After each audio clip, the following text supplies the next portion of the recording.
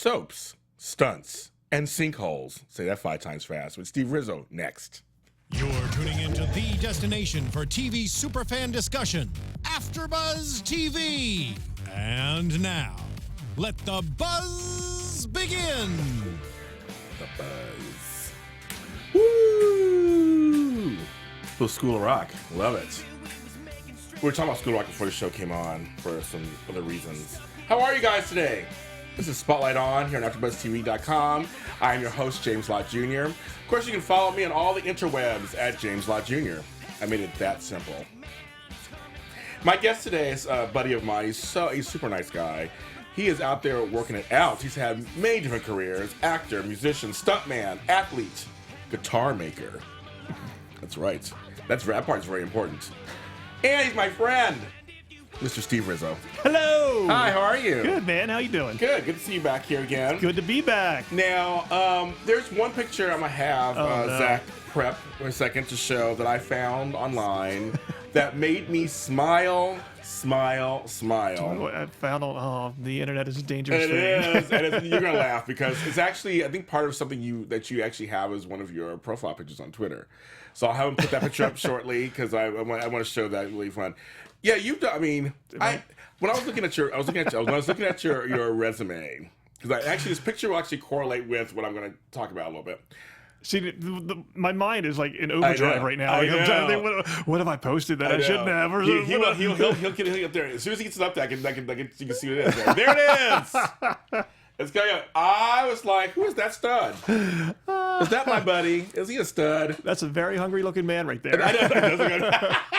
But your profile picture is a picture of you similar. Like, you actually have like a cutoff shirt on? Oh yes, yes. So where is that from? And like, what that are you was doing? just part of a photo shoot that I did with my photographer. Just needed something sporty and athletic to, show a physique of some sort, Yes. and that's. So do you work out?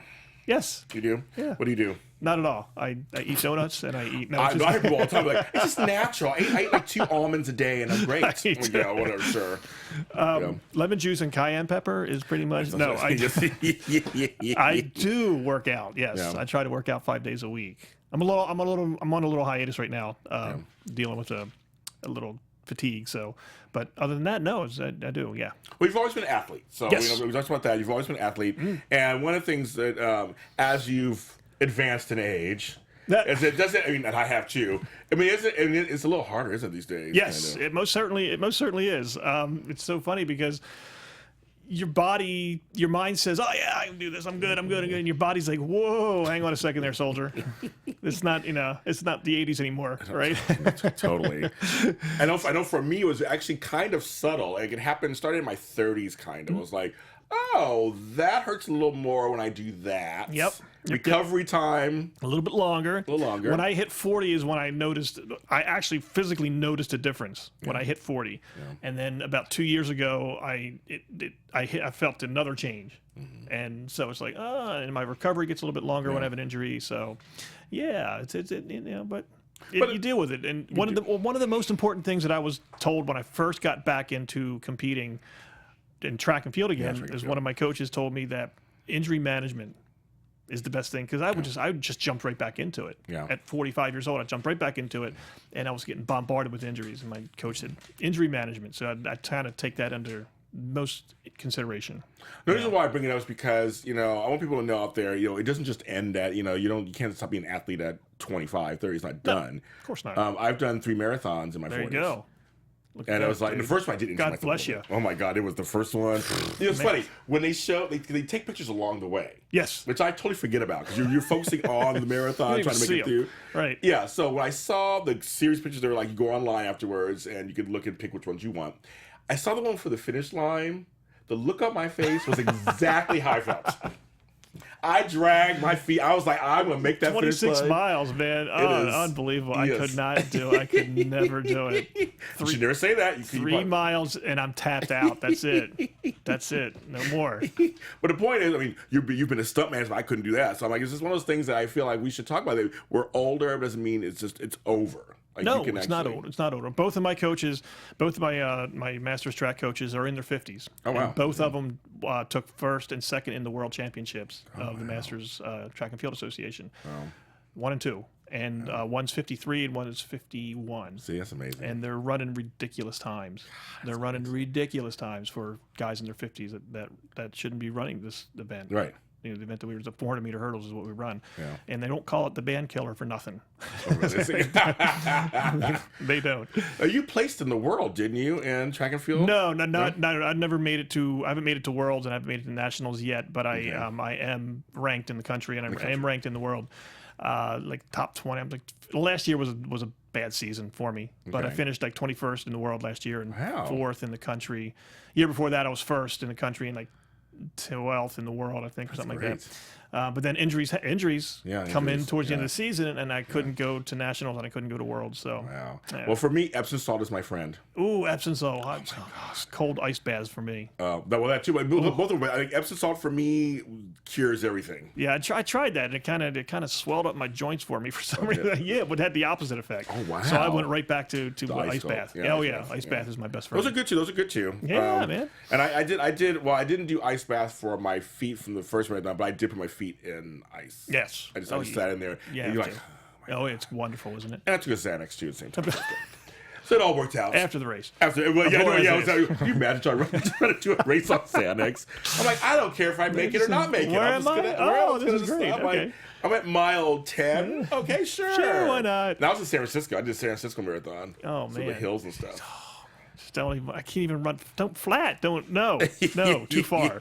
So what does track and field bring for you, like personally? Like, what is it? Why do you like it so much? Well, I had gotten out of it because I ran all through high school and I ran all through college, and I was ranked in the world in college, and I got out of it to play football. Yes. And when I moved out here, I got out of football because I got into a career and everything. And then it was 2012. I was watching the Olympics. Oh, okay. The Olympic Games, and I was watching the 400-meter hurdle finals, and the guy who won it, Felix Sanchez, was 35 years old when he won the gold medal for the second time. And I went, man, I could probably still compete. Yeah. So I did some research and I found the Masters division of the USA Track and Field Association, which is the same association that all the big boys belong to. Felix Sanchez, the Edwin Moses, all the guys who run in the Olympics. And so there's a Masters division, and then we go in each groups. So I did a little more research, and I started running, and I was looking at some times that guys are running the 400-meter hurdles in, and I'm like, man, I can probably get close to that. So I changed. I was only going to run the 100 and the 200, and maybe some long jump, just for fun. And then I saw these times, like, well, I might be able to do that. So I changed gears, and I got back into running the 400-meter hurdles again. Wow. So, and that's now hurdles. I run the 400-meter hurdles. I run the 400, the 200. I still run the 100. I still long jump. So I'm like sitting here going hurdles and long jump. So you're like not just running, but you're also precision jumping over something. It's a lot of things going on. Oh my god, a lot of things going on. I think it's amazing. It's so much fun though. And to go to these Masters meets and see guys in their 70s and their 80s. Oh wow. And one guy was 2 years ago. 93 years old, was in the world championship, set the world record in his age group for the 100. A month later, guy passed away of cancer. Wow. And he was 93 years old. So guys are in their 70s, 80s, 90s, women too. Yeah. They're just still doing it. It's just amazing to watch. It's just really I have a dream one day, if I ever could do this. I'm a big fan of American Ninja Warrior. I always imagine myself going, let's just try that course. If I can do it. They have some guys that are in their 40s for just doing it. Yeah, they are. I think I'd rather run a marathon, though. Yeah, that's not for me either. That one's not for me either. So now we're going to lead into your stunt career because you were a stuntman. And I mean, stuntman for a long time. 25 years. Yes. Okay, how does one enter or break into like the stunt, or how do you qualify as a stunt person? Well, here's the beginning. Nobody's qualified. Yeah, exactly.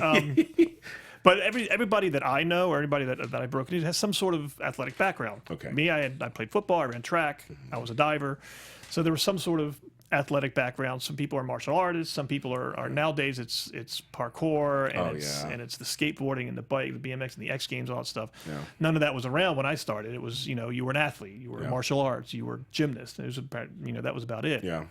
And I actually went to an audition as a joke Okay. Someone dared me to go at Universal Studios for an open call for the Miami Vice stunt show. You get Miami Vice. Okay. And I went, and I had no idea what I was doing. Okay. I walked in, no picture, no resume, just hi, I'm here to audition. Dang. Oh my God. And they said, oh yeah, so they took my Polaroid. We went through a fight scene, and I got called back, and we did another fight scene, did a monologue, got called back, and then they called me back to the set up at the park, did a little diving. And I actually lied. I don't recommend anybody doing this. Yeah, of course not. Of course not. They said, "Can you do a 1.5 from 25 feet off a platform into a diving well?" Okay. Like, yeah, no problem. Yeah. Well, sure. you were a diver, kind of. But I'd never gone that high before. Who knew? Yes. So they're like, "Oh, okay, cool." So I get there. I end up getting the job. Wow. And it just kind of snowballed from there. My first show I did, I was bitten. That was it. I was in. So the adrenaline rush of it all. Oh, yes. Oh, the yeah. choreography of it all, I'm sure. Yeah. Everything. I mean, Absolutely. Because we're talking, this is like back in 1991. Yes, a few years ago. Yep, long time ago. A few years ago. But I mean, so how long did you do the show? How long was the show? The show closed in 95, so I did it from 91 to 95. Oh, wow. And then they opened, and then they closed at 95, and a year later they opened up Waterworld. Oh, how funny. Yeah. Okay. I think it sounds familiar. I can remember all that too. Yeah. So, I mean, so you were doing this for 4 years. You're on the show. Was it the same every night or every day you were doing it, or did it ever change up a little bit? No, it was the same show. It's like doing theater. Like it's theater. the same thing. It's the same thing every day. Same show, same blocking, same choreography. Okay. I mean, you find funny things to do. You know, something that might be political at the time that's funny. Okay. You know, there's little moments in the show where you can stop, and it's okay to change something if it's going to work and it's going to be funny.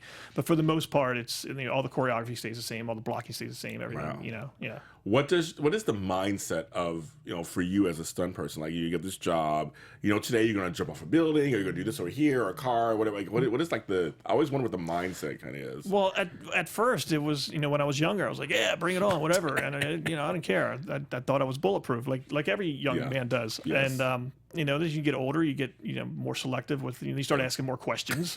You want me to what?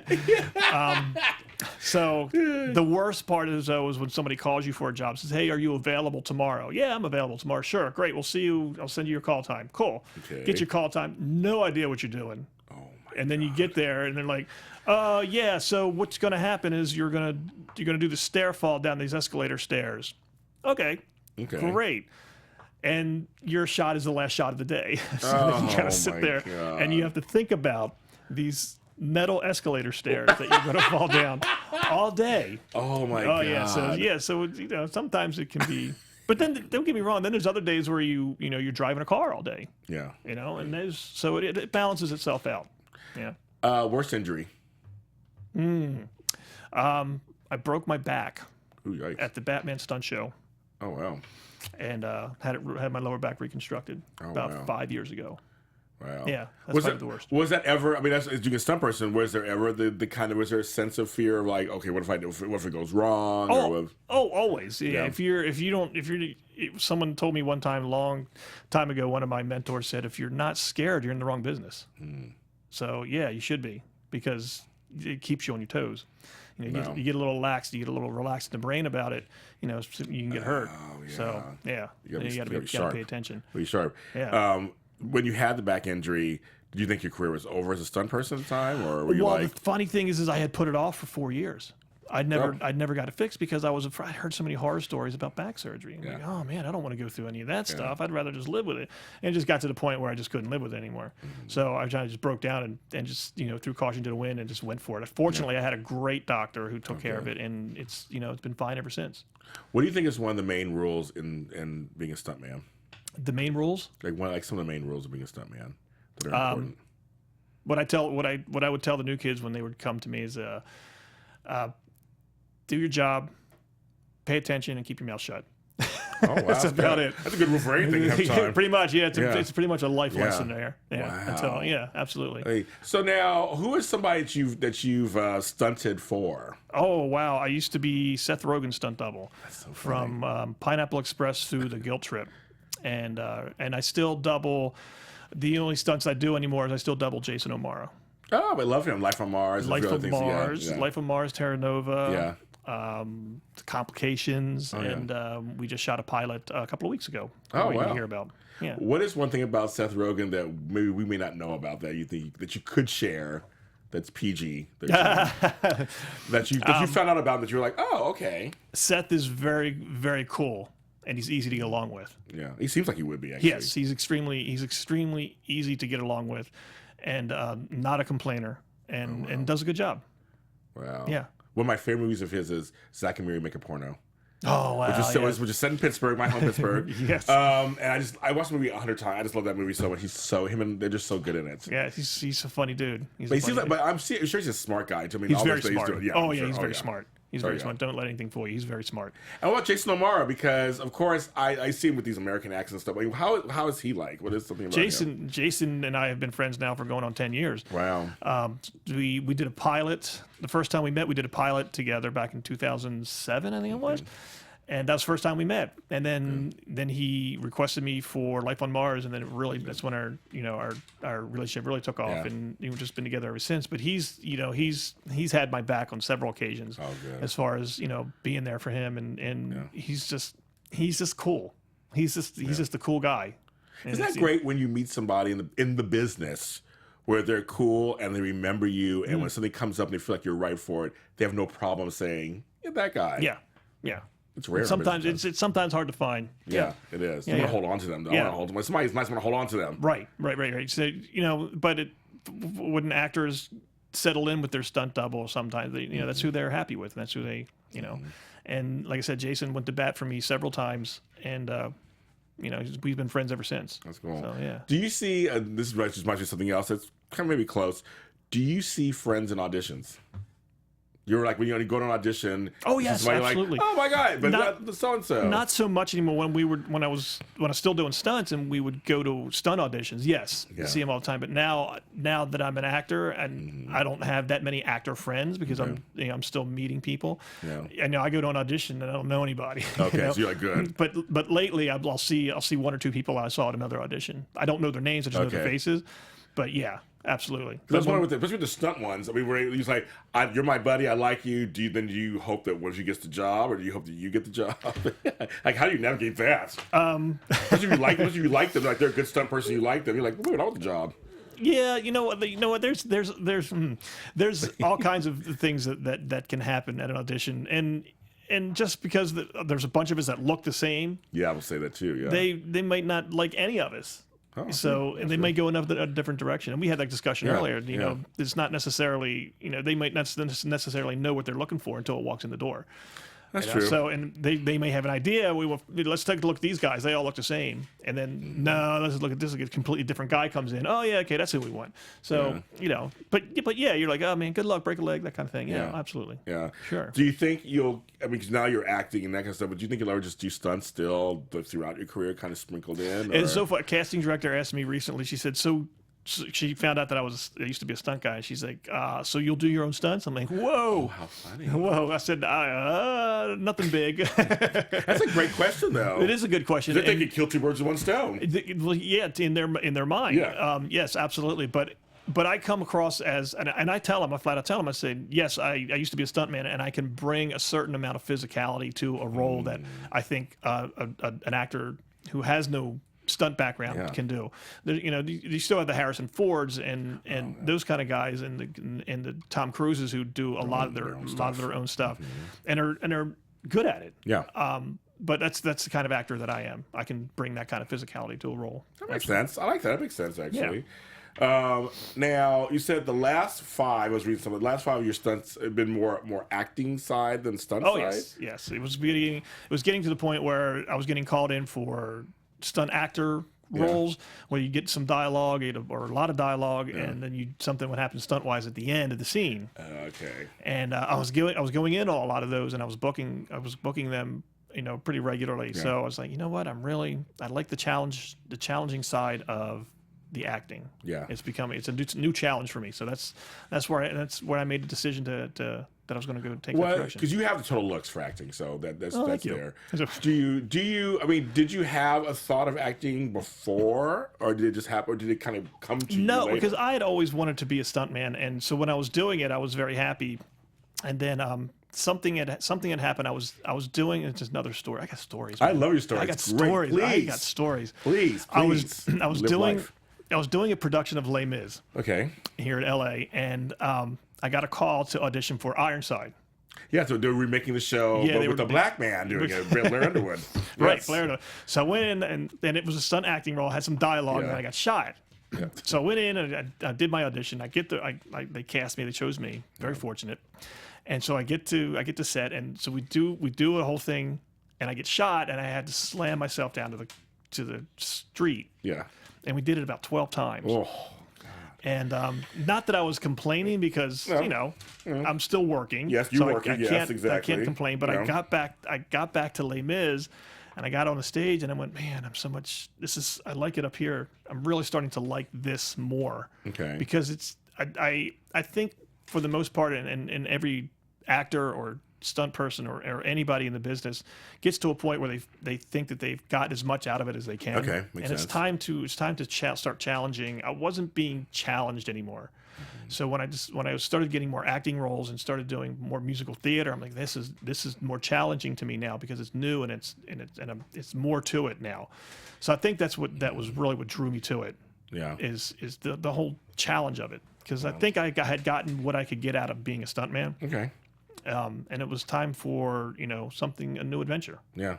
I think it's great. I mean, and we met because I interviewed him for a movie called Sinkhole. Yes, and that's Sinkhole. on our sister network, Popcorn Talk. You can find it on there. I talk movies, and it's me and him and our buddy Paris Dillon. Paris, I love you, Paris.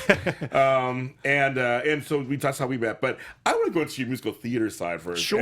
And I'm gonna have Zach flash some photos as we're Wait a talking. minute. Oh, okay. There's Yes, Les there's a few Mis. photos of because you did Les Mis, Damn Yankees, which I love you in that suit in Damn Yankees. That was one of my favorite. That was one of my favorite all-time costumes. That red It looked suit great. that It they looked had good for on me you. was It awesome. looked good on you. I love that suit. And you also did Spamalot, which I was like, I love Spamalot. Such a Spamalot great It was show. my favorite show that I've done Oh so my far. god! And Baby, so flash a few pictures as we're talking about that. So what kind of singer are you? Are you an alto or a baritone or a tenor? I'm considered a baritone.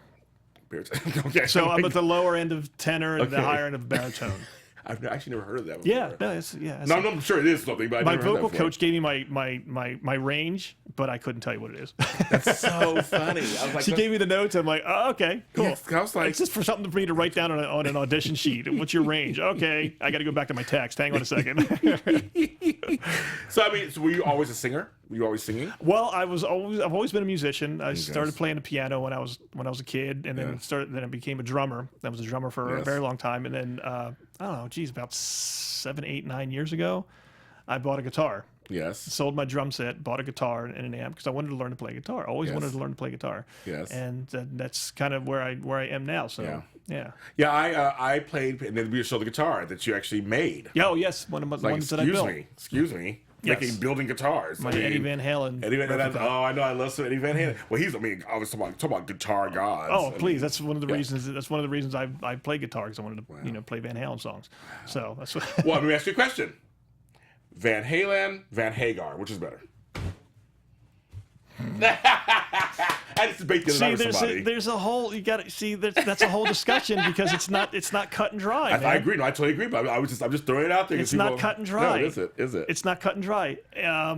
They're like, how can you do a song called Jump? They're not even playing guitar. He's playing the keyboards. There's guitar and jump. I know, but I mean, he's playing the keyboards. Van Hagar was the adult version of Van Halen. If you ask me. Ooh, that's a great analogy. Yes, the Van Halen, when Sammy Hagar came along, because he was such an accomplished musician. Not that David Lee Roth isn't a frontman. I think he's underrated. I think a lot of people underrate David Lee Roth, but Sammy Hagar was a hugely accomplished musician, composer, writer. I mean, he had a career before he even got into them. Right. So when he came along, Van Halen matured and the music matured, like that. and you can actually hear the difference because 5150. Half of 5150 was already recorded with David Lee Roth. Yeah, I remember hearing that. before they split up. So they had to go back in and they had to record everything all over again. Yeah. So that still has the old Van Halen stamp on it. And then once Sammy took over, then the change, and they started. Not that it's bad music, because it's phenomenal music. Yeah. But it matured. Yeah. They matured, and you can hear it in the music. Yeah. But as far as if you gave me the choice, I'm going to listen to Van Halen through 5150.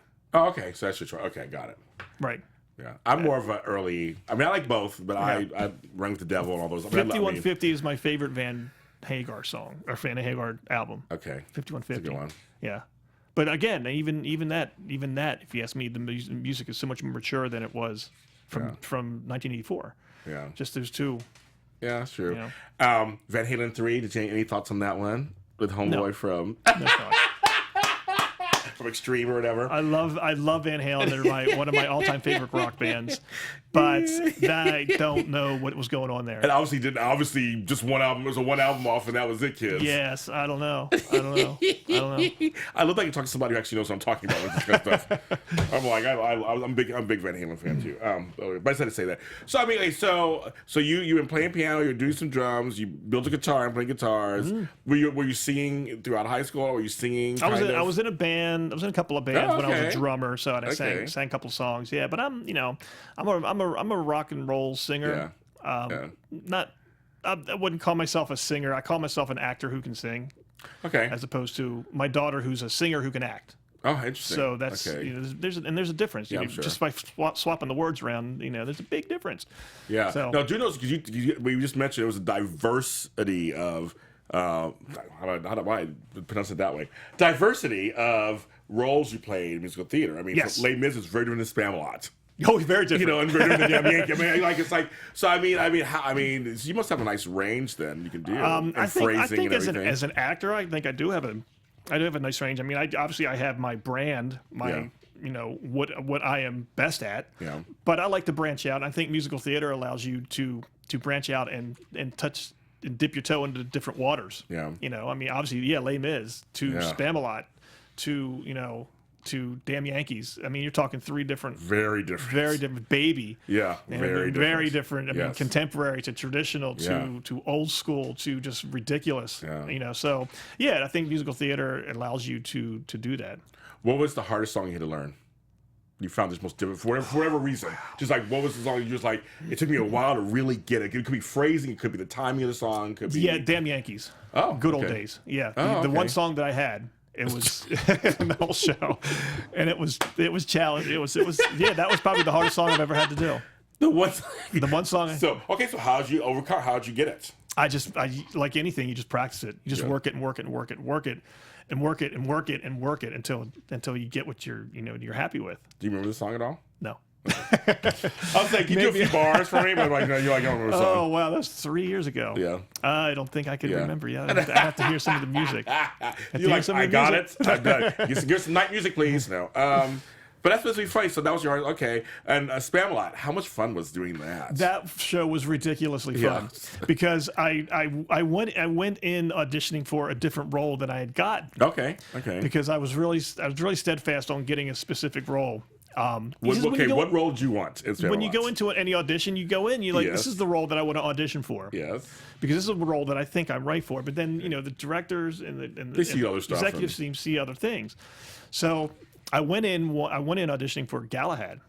Oh, how funny. Okay. Yeah. And I ended up getting Lancelot, which was a godsend because Lancelot was just a can of worms waiting to be opened. Yes. I mean, it was so much fun. We're talking 1, 2, 3, 4, 5 different characters I had to do in 3 different accents. Yeah. So that was as far as challenging, that was the most challenging show I'd ever done. And for folks, if you've never seen, I mean, it was a wildly popular show for a long time. I don't know where it's playing exactly these days. It's on tour. They just did a version of it out in Marietta, I think it was. Okay. But I think it's still touring around. If I'm not over in Europe, I think, if I'm not mistaken. But if you ever get a chance, it's just a really fun show. Oh, it's hysterical. And Lancelot is really good. Actually, now I'm picturing in them going, okay, when I saw the picture, I was like, oh, that's so funny. I can totally see it. Yep. Great show. Now, on that one, there's singing, there's some choreography, obviously. Oh, there was a lot of acting, choreography. Oh, there was quite a bit of choreography. Yes. I wouldn't call it. I'll say dancing, but for me it was more movement. That's why I didn't say dancing, because it's not really, you're not out now doing, Jackson or anything. But then, when I think back on it, there was the one big song, Camelot song. Yeah. There was major choreography, major dancing. So Okay. Yeah. Yeah. So absolutely. So can you dance? A little bit. Good. Okay. A little bit. Okay. Okay. A little bit. I started taking tap lessons, and I got away from it. I got to get back into tap. Oh, tap. I love love tap. I love yeah. tap too. Yeah, tap. Took some as a kid, but I didn't. Fun. I didn't stay with it. I wish I stayed with it. Great. I mean, my idols were Nicholas Brothers and Gregory Hines. Oh, Gregory Hines. Oh my God. Like, Sammy Davis Jr. Yeah. Oh yeah. Oh man. I'll pull up a Sammy Davis Jr. video and show it to my daughter, she's a big tap dancer. Yeah. And she's just like, he's ridiculous. There's a video out that I saw recently of Michael Jackson. First, there was a documentary that was on, it's HBO that Spike Lee did, called Michael Jackson 5 to Off the Wall. So it follows him going from boy to man. Right. And up to Off the Wall, which was his kind of coming out before Thriller and all that. Right. And how there's a scene where he does on somebody's 70s variety show, you know, there's a million of them back in the 70s, where he tap dances, and it's a tribute to Sammy Davis Jr. Michael Jackson. I'll have to find this. It is like ridiculous. I didn't know he could tap dance. He said, "Well, Michael, do I knew he could dance. He could dance crazy. I didn't know he could tap dance. He could do anything. Yeah, the man was amazing. But also just kind of fun little thing. Okay, so this is because you have the musical theater. Now you're doing the acting. Mm-hmm. You got that going in there. And so your first, what was your first role again? The first one you really did? My first acting role was Without a Trace. Okay, so Without a Trace. What was your first just acting role? My first just acting role. Oh man, I'd have to say Criminal Minds. Okay, everybody's on Criminal Minds. Yeah, Criminal Minds. Yeah. And where you just came on, you were a guest actor. You were here to do a job. That was it. And that was fun because the director, because I had gone in and I auditioned, and the director, and they ended up casting me. And the director, when we got to the set, he said, "Okay, well, let's do a little bit more dialogue." I'm like, okay. I like to hear that from a director. Yes. So there was a lot more dialogue that I ended up having in the final cut than was even in the script. So it was pretty cool. How do you learn your lines? It depends. Right now, my wife and assistant work with me. Okay. But I'll read it, break it down, and I'll figure out what the relationship of the characters are, and what's going on in the scene, and who's trying to get what, who's driving the scene. So there's a lot of stuff that's just, it's not just words on a page. There's stuff that you got to dig deep into, and I got to figure out how am I going to approach this scene? Is there something in my life that I can use? Do I have to make something up where I can use it to approach the scene to get the emotion in the character to come to life? So it's all kinds of different things. Do you have to like the character who's playing, or no? I don't think so. Yeah. No, I think I'm the type of guy. I think the characters that are disliked, I think, are the more fun to play. Okay, makes sense. I think the bad guys are more fun to play than the So, good guys. when you play bad guys, do you have to find some kind of common ground, like why they're bad? I mean, do you have to go dig in like that, or no? You just kind of. Well, yeah, you can. I mean, it depends. I mean, I can usually tie a bad guy to somebody that I know. That was James Lott Jr. How about that? I played that role today. And a lot of times I'll put that person's name on the script. Funny. Yeah. Wow, somebody. Funny. If I've got to be yes. If I got to be a butthole. Yes, there you go. Can I say that? You say dick too. Yeah, you say dick. I can. If I can be a dick, I'll put that person's name. I'll find somebody funny. and I'll put that person's name on my script. Oh, absolutely. Wow. Absolutely. As an actor, you find whatever it takes to get into that character and find that character. Sure. And if I've got to make it up, and it's so funny because I've heard people say, "Oh, you can't make stuff up. You can't. That's just going to mess up your head." I'm like, no, it won't. It's made up. Why would it mess up? Yeah. So I'll I'll go as far across the line as I have to get whatever emotion I got to get out of that character. That makes sense. I'll do whatever I got to do, because if I'm making it up, I can come back off of it and forget about it, put it away. That's true. I'm pretty imaginative, man. I can come up with some crazy stuff. I believe it. And you've done shows like How I Met Your Mother, Body Approved. Okay, so there's two things I want to talk to you about. Uh-oh. Okay, one, you played a very interesting character in How I Met Your Mother. Remind folks if they, giant calculator guy. Yeah, so okay, so you went for an audition. Did it say you're gonna play a giant? I mean, like, I walked in and they had a prototype of what we were gonna wear at the audition, and I walked in and went, okay, that's funny. Yeah. And just looking at it, it made you feel funny. Okay. It just did. Okay. So I got this. I go in and I do the dialogue, and they're like, "That was great. It was great." And I couldn't help but not have a smile on your face doing that part because it was so funny. Yeah. So then the prototype was kind of like a makeshift. We couldn't put it on. We just got to look at it. Yeah. So when they cast me and I went to the effects house to get fitted, and they came out with the one I was going to wear on the show, I couldn't stop laughing. It was so funny. And so then you put it together with the dialogue. Then you got to put it together with Jason Segel and Josh Radnor, and it's like, man. I mean, it was a giggle fest the entire time. The three of us. It was hysterical. I'm sure. Because when I walked out, because they hadn't seen it before. Oh, that's so So when I funny. walked into set wearing this thing, they just, especially Jason, he loves to laugh. He's such a fun guy. He's such a nice guy.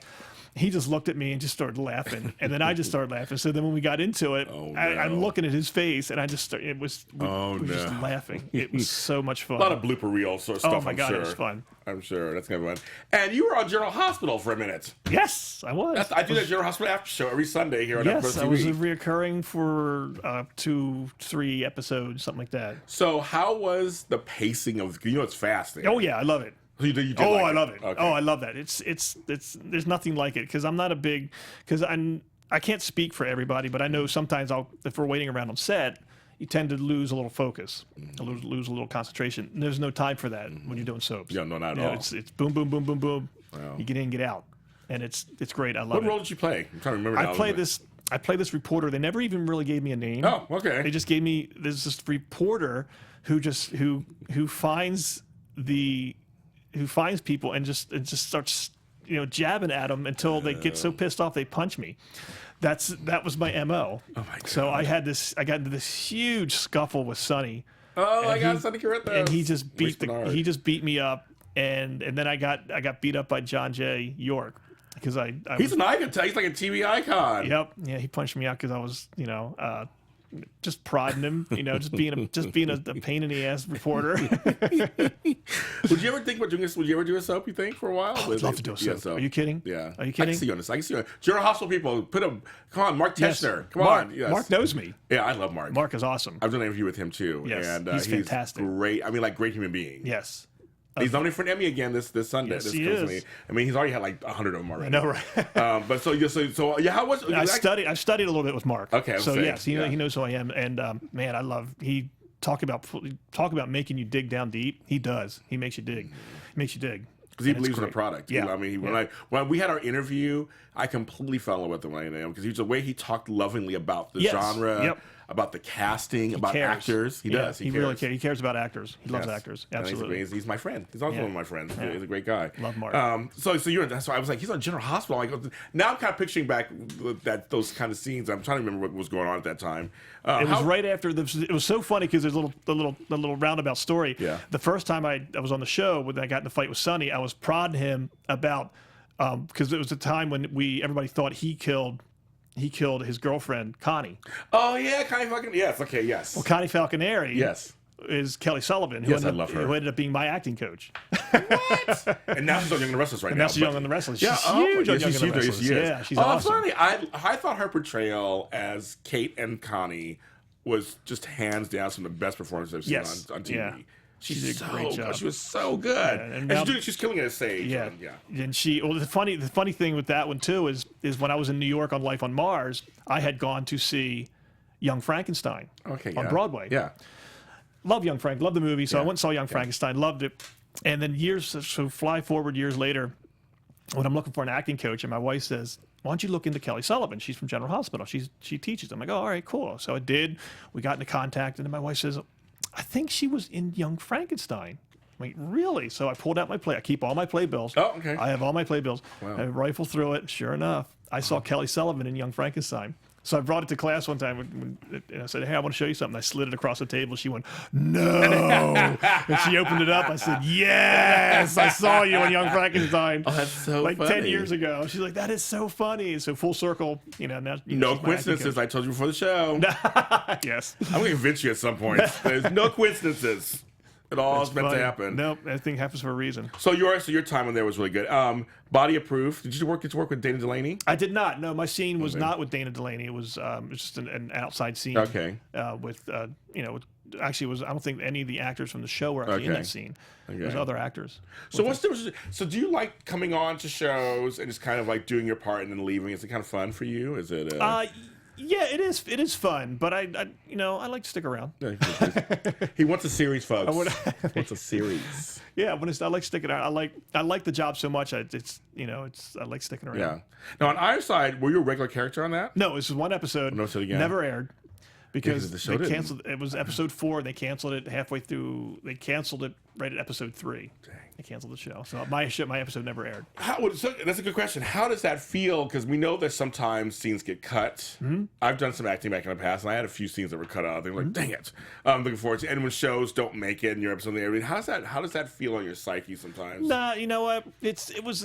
I was a little bummed because I wanted to see how it came out, but you move on. It's like an audition. You go in, you do your thing, you get out, then you move on to the next thing. You can't let it get to you, right. or you'll drive yourself crazy. And you can't do that. Well, do you feel also because you have a good family base up there that kind of helps you navigate your way through this kind of unstable, crazy business? Oh, absolutely. My wife is the best. She is my voice of reason. She is my guide. She talks me down off the ledge on a regular basis. You're a ledge never. I can't believe that at all. And it's so funny because she's in a house, of actors between myself and my daughter. Yeah. And she's constantly putting out fires. I feel so bad. I love you to death. She's the best. And I apologize for all the fires you have to put out. She's great. She's really great. She's awesome. No, she's my assistant. She writes my emails. She prints out my scripts. She runs dialogue with me. We work on characters. And so no, she's the whole package. And I couldn't ask for her. Yeah. I couldn't ask for a better person in my corner. I really couldn't. Now, with your daughter getting into the business, do you have any trepidation about that at first? No. Or you're like, sure. She's too talented. Oh, really? She has to be in the business. Like, she has to be. Yeah. It's her calling, obviously. Yeah, she has. She's wanted to do this since she was, like, in 3rd grade, I think. Oh, wow. Yeah. It's the first time she saw Wicked. And that's it. Show. That's what I wanted to do. Does she sing and dance and all that stuff, too? She sings and dances and acts. Yeah, she's in school right now for it. Oh, my God. She lives in New York City. Oh my God! Yeah. I love hearing the generational stuff. I think it's great. I mean, because you get to actually, if she needs any advice or needs just like a little, you guys can talk to her about it. Sure, absolutely. She can come right to you and talk to you about it. Yeah, absolutely. Wow, isn't it crazy when our children get grown and you see them blossom into their own? Because when they're babies, you wonder like what kind of person they're going to grow up to be. Yeah. And now some of the questions are starting to be answered. It's kind of cool. Yeah, it is very cool. Yeah. You built a guitar. We showed it a little earlier. Yeah. How does one even go that direction and build a guitar? We built several, but like, how's it even? Well, I mean, how do you do that? I started playing. I bought this old cheapo guitar, and started playing it, and I started fiddling around with it. And then I do some research, and I hear what other people are doing. I hear what other people are putting together and what they're building and what they're listening to and how they're supposed to sound and stuff. So I just one day decided I'm going to tear this thing apart, and I just tore it apart. Wow. And I rebuilt the white one. It's the 1978 from the first album, the Van Halen album. Yes. Before he went to the red and white one, Frankenstrat. And then I bought another guitar and did it all over again. Wow. And tore it apart.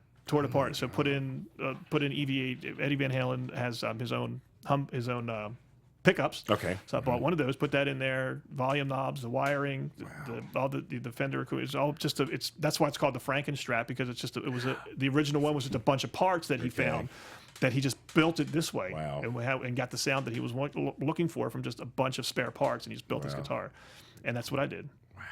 Were you like a person who did model planes as kids? As a kid, we built models all the time. Yeah, growing up. We had toy trains, and we had gliders and planes, and we had.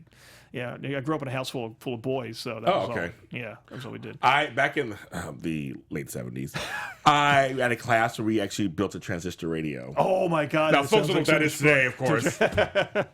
Transistor radio, 8-track tapes. What? Yeah. What's that? What's that? They call albums vinyl now. I'm like, it's a record. It's a record. It's a record.